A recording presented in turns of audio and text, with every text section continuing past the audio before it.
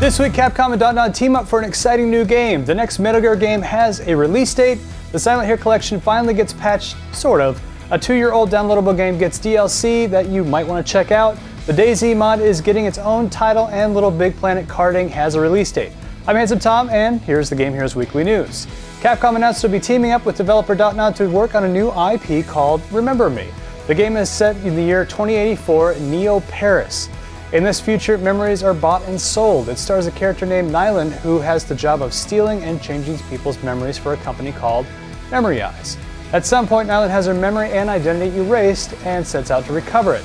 In the process, she's haunted by her former employees who fear they know too much. Capcom released a few trailers as well as gameplay videos, and I'm not gonna lie, it actually looks pretty awesome. It might be a ripoff of Total Recall, but what are you gonna do? In a generation of sequels, it's good to see a new IP coming into the market. Capcom says the game will launch on May 2013, so stay tuned for more news on Remember Me. Metal Gear Solid Rising: Revengeance starring Uber Cyborg Ninja Raiden will be slicing his way into stores on February 19th in North America and Latin America, February 21st for most of Europe, and the 22nd for UK and Ireland. For those of you expecting this game to be a stealthy game like the other Metal Gear titles, you'll be disappointed. Rising is more of a hack-and-slash titles which boast a mechanic which will let you slice enemies and environments just about any way you would like. It is a lot of fun. So I hope you're saving your money for a very busy winter and spring gaming season. This is just one of many big titles on the way. The Silent Hill HD collection has its share of issues. Frame rate drops, audio synchronization highlight many of the problems what looks like a slapped-together collection of two of the most beloved survival horror games ever made. This week, Konami finally addressed these issues with a patch. It sounds great. Well, not if you have the game on Xbox, as it seems the PS3 will be the only one getting the fix. The reason the company is doing this is because of technical issues on the system, and they have no plans to work on it on the 360. That's it. So basically, if you got the game on Xbox, you're boned. That's some great customer service, Konami. Sell a game that's unfinished, and then tell your customers suck it. I just don't think that's a good way to do things. Remember the Scott Pilgrim vs. the World game? The fun downloadable movie tie-in game that was released 2 years ago? Well, it seems it's getting new DLC with a feature most people should be very interested in: online co-op.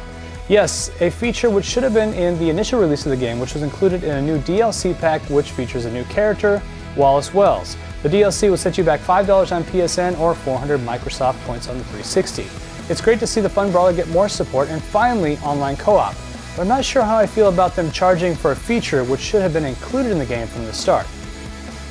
Oh well, that's just the way it is. Everybody's getting nickel and dime to that.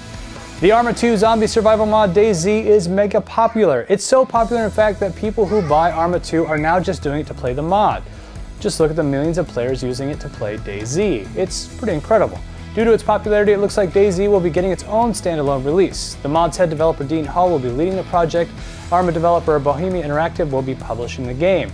Hall says the standalone game will follow the same development model as Minecraft, with fast iterations and a community alpha available at a discounted price. For those of you who have the mod, don't worry, the team still plans on updating and supporting the DayZ mod while working on this project. Isn't that a great story? A group of modders make an okay game, and then they are rewarded with actual jobs as well as a chance to bring their project into a much wider audience. I wonder how many users will be in the standalone title. It looks like Sony's latest kart racer, Little Big Planet Karting, has a release date. Gamers will have a chance to create and share their own tracks on November 6th. In case you don't know, the game's extremely similar to Sony's other title, Mod Nation Racers, except now it's Sackboy. I guess we won't be getting any Mod Nation Racers sequels in the future. Oh well, I guess. And finally, here are this week's new game releases. Tuesday, the following games will hit store shelves. Transformers Fall of Cybertron will be out on Xbox 360, PC, and PS3.